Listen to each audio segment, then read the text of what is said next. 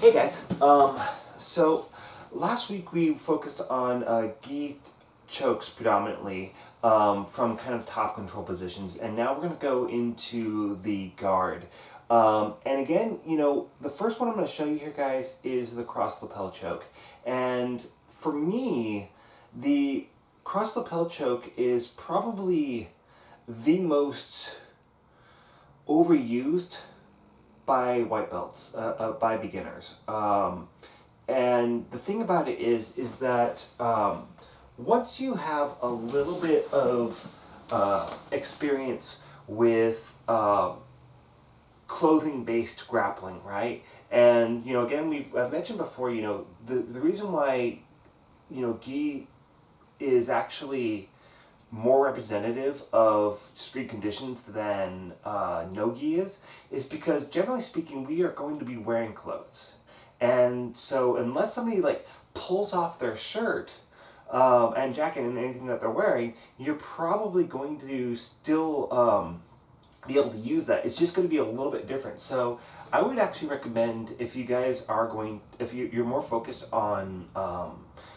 defensive wrestling, like you want some self-defense, real self-defense situations, I would say really, at least get your blue belt in gi, and then start with your training buddies. Start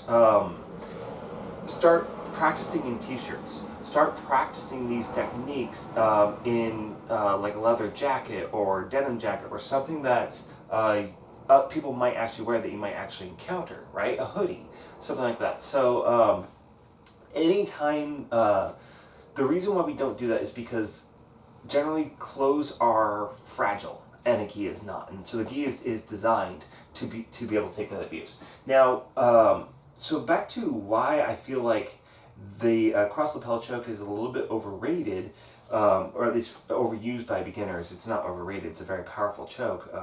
I've gotten in tournaments before, but the thing is that people, when they go for them, for one, they don't realize when they're not working, and or they over broadcast that they're going for it, right? And so anybody who has any experience, once people see that you've got that cross lapel grip that you start off with then they're going to start defending. They know that second hand is what's going to finish it. So the way that we kind of first teach this is I've got my partner, my opponent, in my guard. Now from here I might get a shallow grip here on the lapel, just kind of control whatever. I'm just bugging things. I'm not really trying to go for anything yet. But from here, I'm going to kind of put my hand in position a little bit.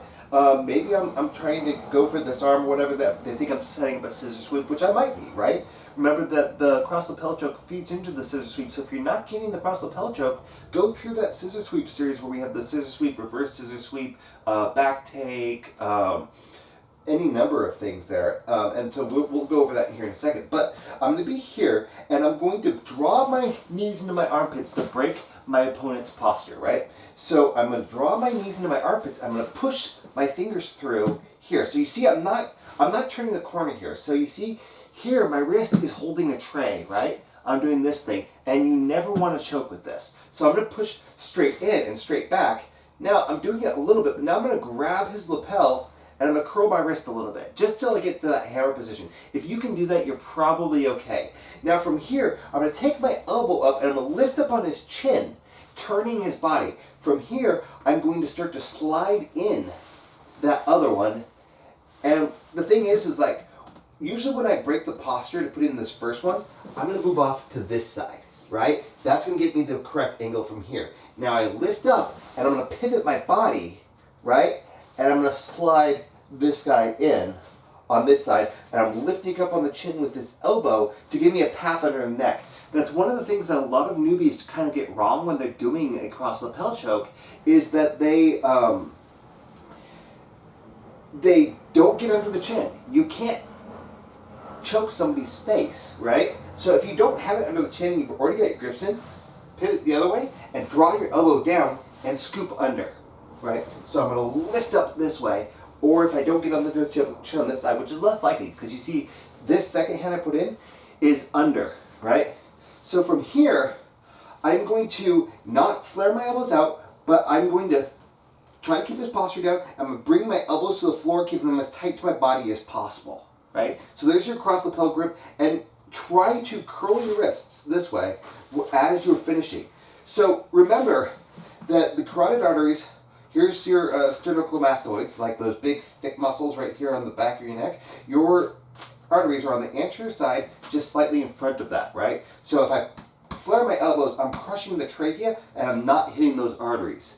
If you try to go really deep with here till you get that compromised wrist here, what's going to happen is the pressure is going to come in this mid to back portion of the neck, and I don't want that. So I want to make sure that I get my wrists in a position where they're actually going to hit the arteries on the anterior portion of the neck. Now, from here, if they're not tapping it, I'm going to flare my legs out and I'm going to rest them on his thighs. And I want them to be really heavy here.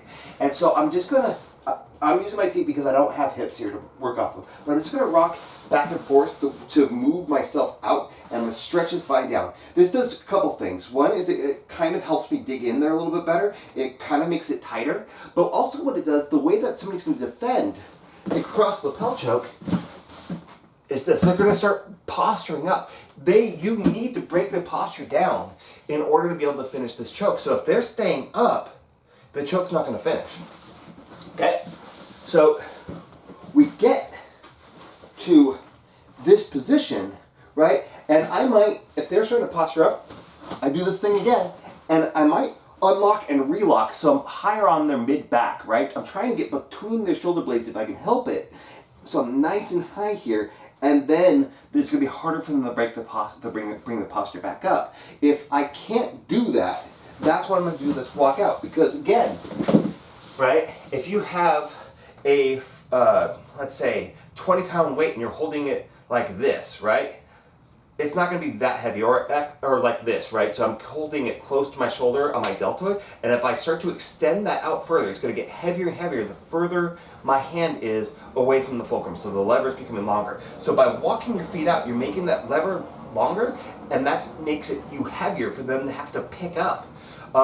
One thing that you can also do when you're doing that is look up and pin your head to the mat, right? And it seems counterintuitive, but when when somebody's trying to pull you up or build your posture up, putting pressure on the back of your head against the mat will actually prevent them from being able to pick you up as easily. So that's the more traditional setup, and I'm going to go ahead and show you guys the next one here in 1 second.